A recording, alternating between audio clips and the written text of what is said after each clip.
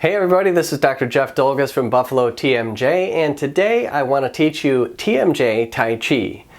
Now, full disclosure, I am a novice when it comes to the ancient art of Tai Chi, the ancient practice of Tai Chi. I've only been learning this for about 2 years, and I'm just starting to get the hang of the basic form. But I found this practice so helpful, so useful, and so enjoyable that I wanted to be able to bring it to some of the patients, some of the people who might be suffering from lack of mobility, restrictions, and problems with the function of their jaw joints. Now, what I've learned about Tai Chi so far is that it follows basic mechanical principles, and it uses mostly circular movement patterns. So when I'm doing Tai Chi, I'm thinking about and feeling all of my joints, and the form incorporates just about every joint in the body, not so much the jaw though.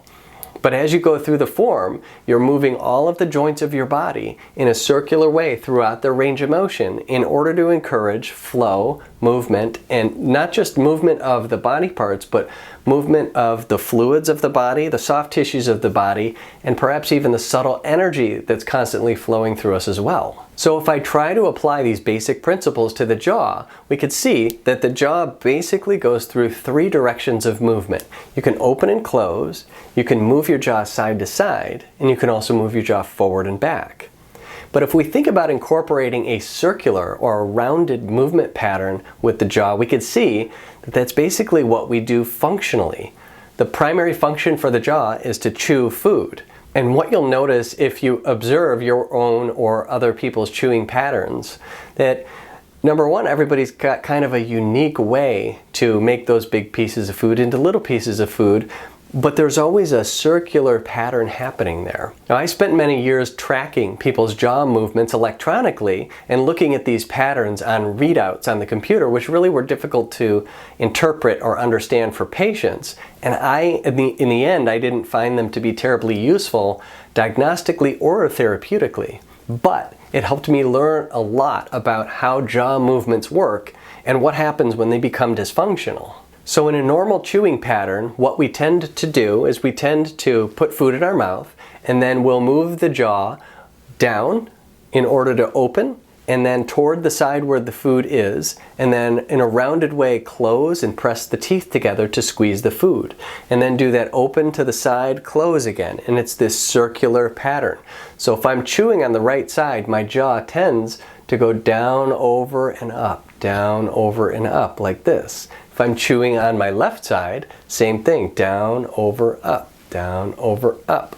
And those canine teeth will glance off one another, reflecting a property that we as dentists call anterior guidance, to guide the lower teeth into the upper teeth, which fit together in an interdigitated way, which can be very effective at gnashing up food particles. And then the other circular pattern that happens with the jaw during normal eating function is when we try to bite through or incise food with our front teeth. So we'll come forward with the jaw and then glance backward like this, so the front teeth act like scissors. So there's this movement down, up, and down, forward, up, backward. Down, forward, up, backward. So with Tai Chi for TMJ, what I'm going to have you do is I'm going to have you simulate those 2 circular movement patterns in both directions. And we're going to do that twice a day. So when you get up in the morning, take a look in the mirror and do 5 to 12 repetitions of this side-to-side circular pattern. Down, left, up, in. And as a circle, I'll get a little closer. You go down, left, up, in.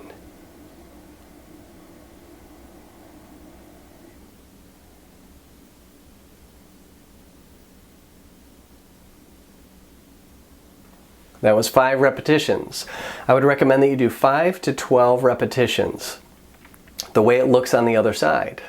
Down, right, up, in. And as a circle.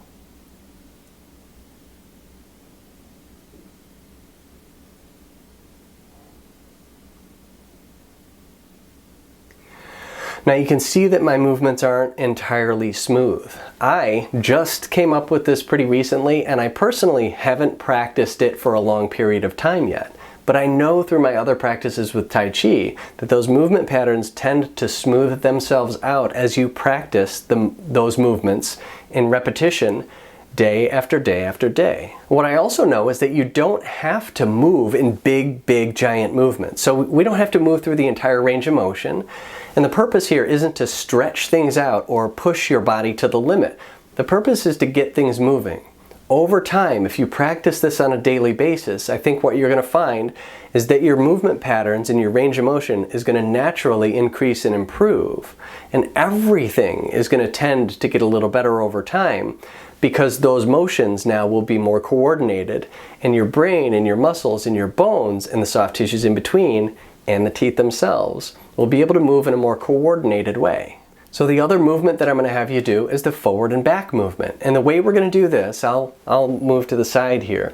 We're going to open, go forward, come up, and then back. Then open, forward, up, back. So the way it looks is like this.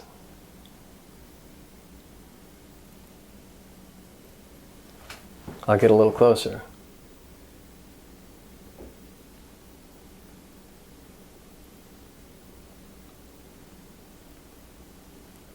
So that was 5 repetitions of the kind of underbite pattern. And now we'll go with the forward pattern, which is a sort of a push forward pattern, which would look like this. Forward, open, back, up. Forward, open, back, up. So like this in a rounded way.